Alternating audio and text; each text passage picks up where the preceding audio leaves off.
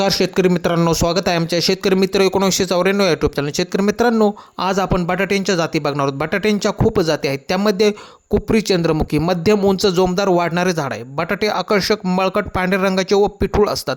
90 ते 100 दिवसांत निघतात आणि हेक्टरी 200 ते 225 क्विंटलपर्यंत उत्पन्न मिळते।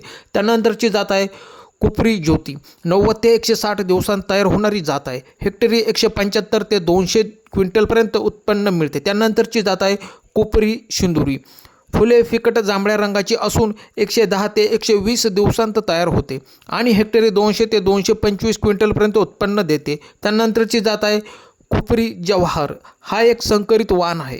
करपा रोगास प्रतिबंधक आहे। हेक्टरी 200 ते 225 क्विंटलपर्यंत उत्पन्न देते।